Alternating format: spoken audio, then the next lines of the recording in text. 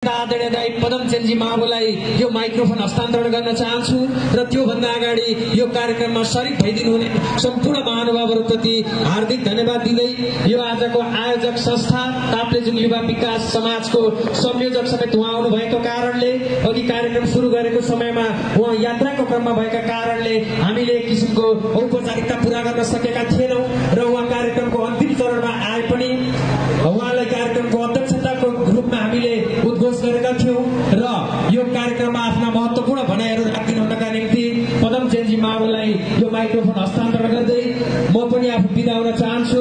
धन्यवाद, नमस्कार। धन्यवाद कार्यक्रम सञ्चालक हेमराज भाइलाई र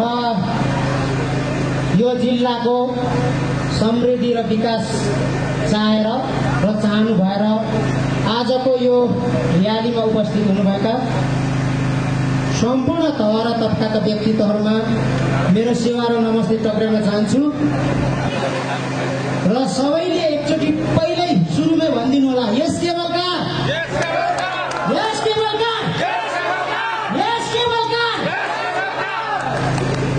र आज चाहिँ म तपाईहरुलाई यी मुकुलुङ्गे क्लबका साथीहरूले भन्न चाहन्छु, म यिनीहरूलाई म पहिचानवादी भन्न रुचाउँदिन। मुकुलुङ्गे क्लबका साथीहरूले तपाईँ हामी बीचमा एउटा भ्रम छरेर यो एउटा ताप्लेजुङको विकास र समृद्धिमा जुन किसिमको बाधा अडचनहरू ल्याउन खोजिरहेका छन् त्यसको भित्री कुरा दुई चारवटा कुरा म तपाईहरुलाई छोटोमा राख्न चाहन्छु। यहाँ उनीहरूले मुन्धुमी स्थलको कुरो मुख्य गरेर उठाएका छन्। हो, हामीले मुन्धुमी स्थल सदा भनिरहेका छौँ। ती ढुङ्गा हान्नेहरू भन्दा बढी म धेरै मुन्धुमी स्थलहरू घुमेर फिरेर त्यसको अध्ययन गरेर त्यसको रिसर्च गरेर म हिँडिरहेको मान्छे हुँ। मुन्धुमी स्थल के हो धेरैलाई थाहा नहुन सक्छ।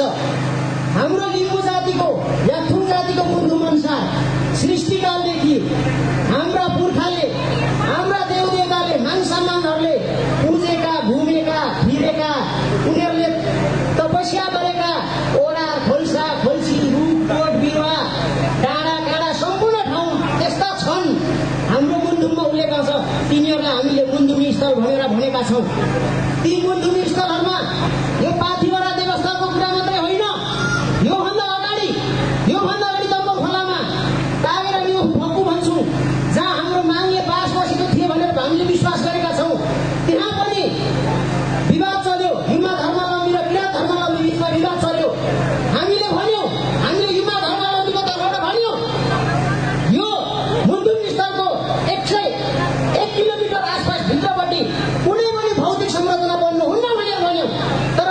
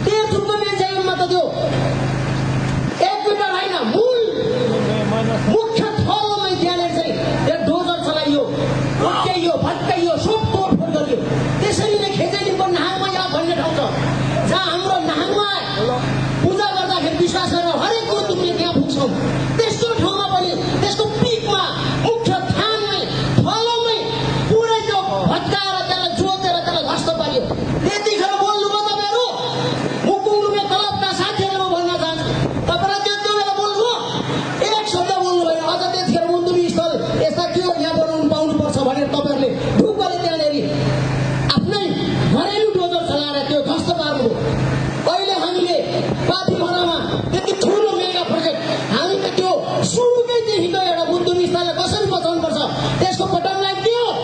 कसरी त्यसको मुन्दुमी स्थलको संरक्षण सम्वर्धन र विकास गर्नुपर्छ भनेर हामीले त्यसको 1 किलोमिटर आसपास चाहिँ भित्रपट्टि चाहिँ कुनै पनि भौतिक संरचना बन्नु हुन्न भनेर जुन बटम लाइन दिएका थियौँ, अहिले पाथिभरा देवस्थानमा पनि त्यही किसिमले हामीले 1 किलोमिटर बाहिरपट्टि मात्रै हामीले केबलकार जसलाई केबलकार कम्पनीलाई भौतिक संरचना बन्नुपर्छ भनेर आह्वान गरेपछि त्यसको 1 किलोमिटर बाहिर 1000 मिटर बाहिर मात्रै केबलकारको टप स्टेसन बन्दैछ। यसरी भन्दाखेरि तपाईँहरूको त्यो 5 मिटर पर बनेको कुरा हामीले उठाउँदा के गर्नु त? हिजो तपाईँले 5 मिटर परखेरि मुन्दुमी स्थल अतिक्रमण गर्नु भएको छ, अतिक्रमण गर्नु भएको छ, अझै मुख्य मूल थलोमै पनि ध्वस्त पार्नु भएको छ। त्यो हामीले उठाउँदा तपाईँले के गर्नुहुन्छ?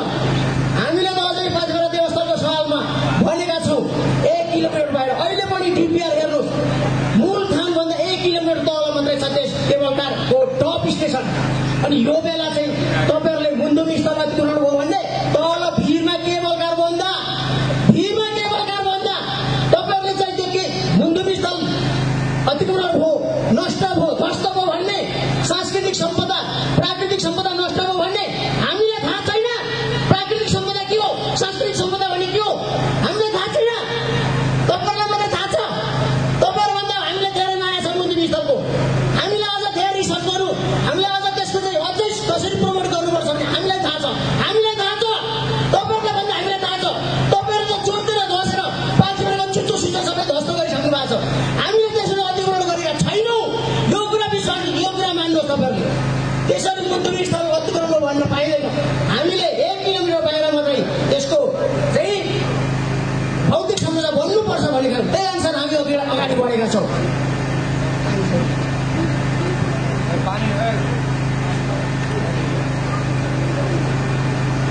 र अर्को कुरो मुन्दुमी स्थलको कुरो यो भयो। अर्को कुरो रुख काट्यो, गुराँस काट्यो, अङ्गेरी काट्यो, थुप्रै कुराहरू उठाएका छन्। राष्ट्रिय फुल रे, यस्तो राष्ट्रिय फुल राज्यले प्रक्रिया पुर्याएर काट्यो, त्यसमा तपाईँहरूले के आपत्ति? अझ गुराँस धेर ढल्यो रे, राष्ट्रिय फुल ढल्यो रे, के अरे त्योसँग के सरकार छ? राज्यले प्रक्रिया पुर्याएर गर्यो भने तपाईँहरूले प्रक्रिया पुर्याएर कुनै गर्नुहोस्, तर अतिक्रमण नगर्नुहोस्। त्यो गो त्यस्तो धेरै रुख काट्यो भने छ। त्यसो त त्यो सुकेटारबाट बिजुलीको त्यो ट्र्याक जाँदा पनि त धेरै रुख काटेको छ त, देख्नुभएको छैन? सबैले देखेको छ त। त्यहाँ पनि गुराँसै काट्यो त, रुखै काट्यो त, अङ्गेरी काट्यो त, सबै काट्यो त। अझ माथिसम्म बिजुलीको ट्र्याक मान्छेको गएको छ। त्यतिखेर बोल्नुभएको छ? बोल्नुभएको छ? छैन नि त। त्यसरी त्यो त्यत्रो हाइवेहरू खनेर जाँदाखेरि सुकेटारबाट काफ्लेबारीसम्म त्यत्रो हाइवे सडक खण्ड जाँदाखेरि कति रुख काटे, कति कुरा टले, खै त्यतिखेर बोलेको। त्यसै सुकेटार देउराली हुँदा फाकला पर सिन्धु पुग्दा त्यत्रो जङ्गल क्रस गरेर गयो बाटो, त्यत्रो रुखहरू ढले, खै त्यतिखेर प्रकृति दोहन भयो, हाम्रो वनहरू मास्यो, रुखहरू मास्यो भनेर बोल्नु भएन नि त। बोल्नु भएन होइन? कोही मुकुम रुके क्लबका साथीहरू, त्यो क्लबका साथीहरू बोल्नुभयो। अनि अहिले मुन्दुमी स्थल ध्वस्त भयो, अतिक्रमण गर्न पाइँदैन। मुन्दुमी स्थल भनेको के हो? मुकुम लुङ्गे क्लबका साथीहरूलाई हामीलाई सिकाइ गर्नु जरुरी छैन। तपाईँहरूभन्दा धेरै त्यो मुन्दुमी स्थलको रिसर्च गरेर हामी हिँडिरहेको मान्छे हो। सारा कुरा त्यागेर हाम्रो मौलिकताले बचाउन सारा कुरा त्यागेर हिँडेको हामी मानिस हो। त्यसैले यस्तो पवित्र कार्यमा तपाईँ हामी लागिरहेको बेला तपाईँ हामीलाई यस्तो मोसो त के, यस्ता ढुङ्गा मुढा त के, हामी घाँटी थाप्न तयार छौँ, घाँटी थाप्न तयार छौँ। यस्तो पवित्र कार्यको लागि ज्यान दिन तयार छौँ। त्यो भिरमा रुखमा लडेर जाँडा सिकाएर मातेर खोज्छामा लड्नुभन्दा यो जिल्लाको समृद्धि र विकासको लागि घाँटी थापेर मर्नु सबभन्दा उत्तम हो, सबभन्दा राम्रो कुरो हो।